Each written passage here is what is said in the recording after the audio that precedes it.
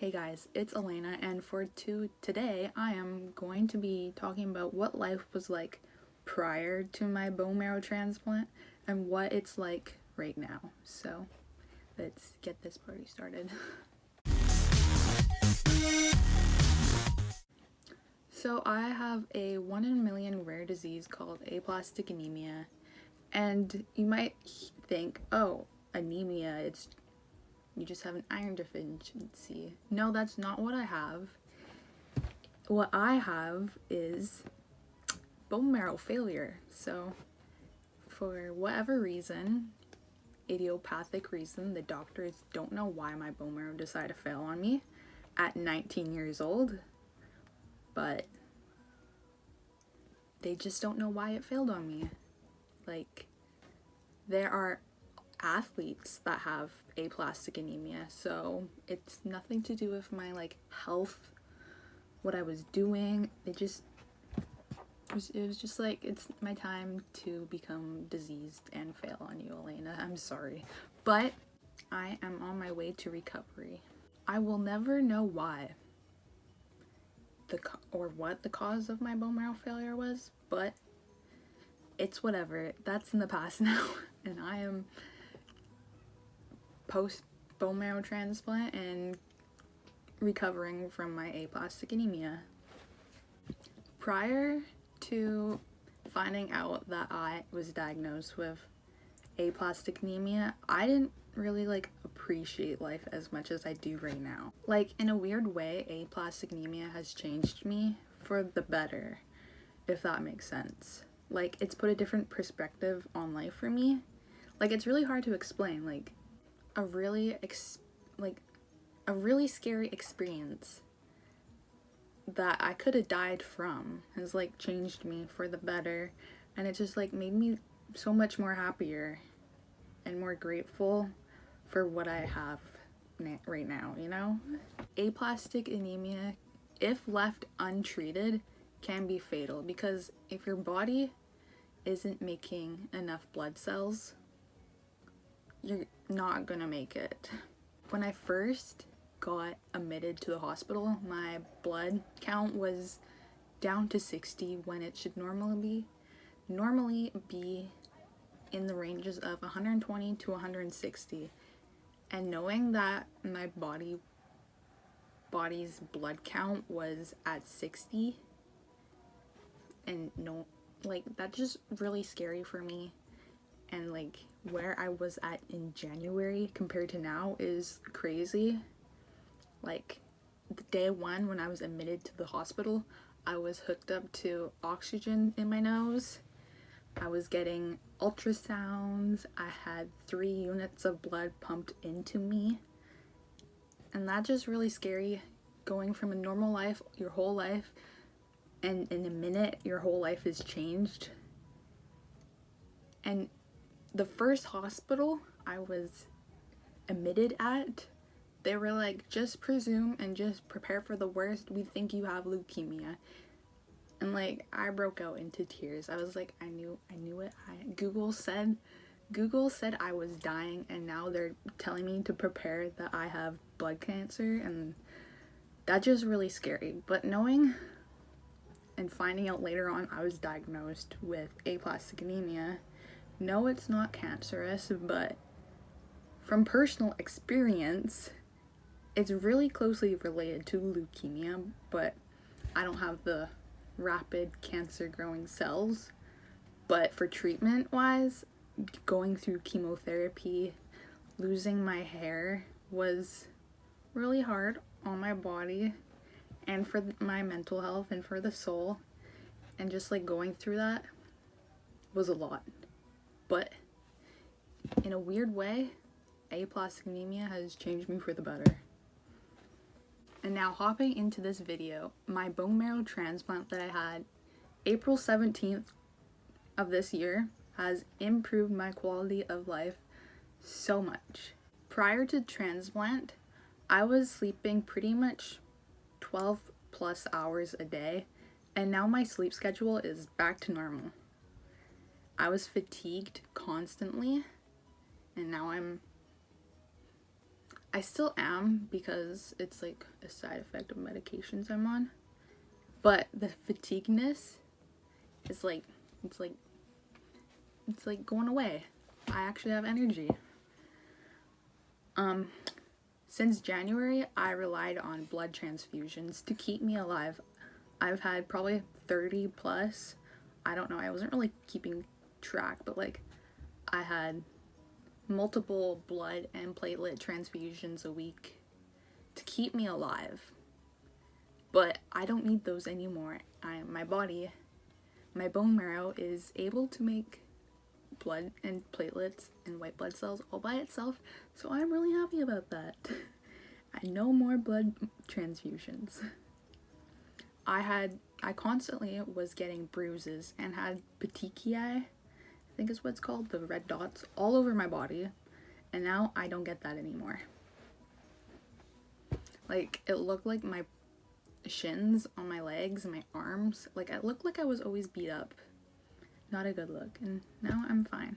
Every single time I would stand up, I would be dizzy. I would lose my sight.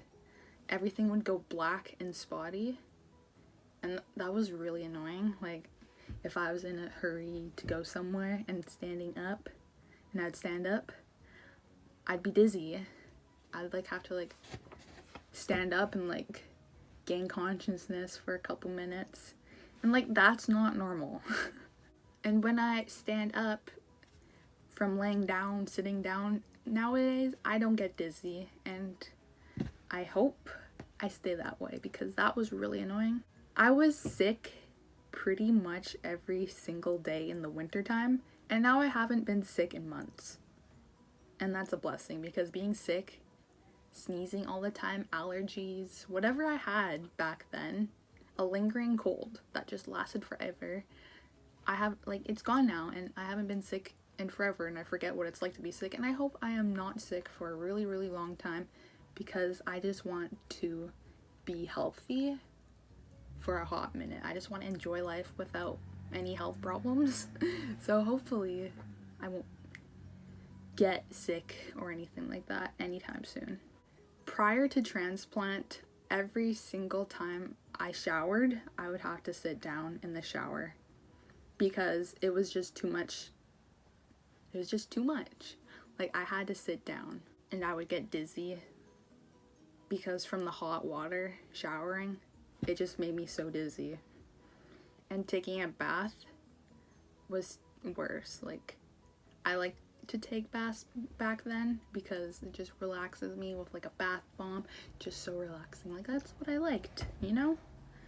But prior to that, taking baths and showers, I would get so dizzy that I couldn't like get out of the bathtub. Like, I would have to like sit on the edge of the bathtub with like my head between my legs, like, Elena, something is wrong with you, go see a doctor. And like I would like have to like sit on the floor too, like I was like a fish out of water. Like, I just had like no control over my body. Like, I was so like fatigued, like something was wrong. Like, I just was like, it was so bad. It was bad. Like, I just don't even know what I was, oh my goodness. But now I can properly take a shower standing up. I won't get dizzy. I won't feel like I'm gonna faint. I won't feel like I'm gonna pass out from the hot water. I am fine. Prior to transplant, I wasn't eating much. I had no energy to do anything. I weighed about 110 pounds, and I'm 5'10", and that's not a normal weight for a girl who's 19 weighing that little. Like, I couldn't work out, had no muscle to me, had no fat on me, and now that has changed. I eat constantly. Well, not constantly. You know, I eat regularly like a regular person. I can work out too, like a regular person, and I weigh around the recommended amount. Like, you know, I'm a healthy person now. And like last summer, I remember this so well. I was biking with my dad. Went on a bike ride with my dad. And I was just, you know, biking a slight incline, and I was like, I don't think I can make it up this hill. I feel like my heart is going to be out of my chest. I feel like I'm gonna pass out. Like, it was so bad. Like, I was like, what is wrong with me? Am I just, like, lazy? Like, no, like, Elena, back then, you probably were in the early phases of aplastic anemia because your heart was beating out of your chest because your heart is working so hard to pump your low count of blood throughout your body to get that oxygen flow, you know? And, like, it all makes sense to me. And, like, I'm looking at my Snapchat memories from a year ago, May 2018, and I see bruises all over my legs, and I was questioning with captions on the pictures, why am I so bruised? And there's a video where I cut myself. I don't know why I recorded that, but I cut my finger, and I was like, why is my finger bleeding for several hours after? Oh, I probably had aplastic anemia developing since like early 2018 and I didn't know it. And that's scary, knowing I had it for that long. And by the time I was diagnosed, it was in the severe phases. In the severe phase, severe aplastic anemia. Like, there's mild aplastic anemia, moderate aplastic anemia, severe aplastic anemia. I don't really know. I just know the doctors told me I had severe aplastic anemia. But anyways, exercising. I feel like I could hike a mountain at this phase in my life. Like, I feel really energized all the time. And I'm really excited because I missed that, you know? Like, struggling with your health, for me, it has not been fun. It hasn't been a fun 6 months. But to get over this, being positive and being happy and being grateful has made it a lot easier. Like, don't waste your time being sad, because what's the point of that? It's not good for your health, because being sad won't help you get better. It will only bring you down. So you just gotta be positive when bad things happen to you and be patient, because it's been a very long 6 months and I've been patient, and people say good things happen to those that wait. So hopefully something good happens to me sometime soon, because I am ready for something good to happen in my life. So that's pretty much all I'm gonna say in this video. I'm gonna make some more, and I'll see you in another day. Goodbye. Also, if you guys have any questions about my aplastic anemia, leave them down below and I'll make a video answering your guys' questions about my aplastic anemia. So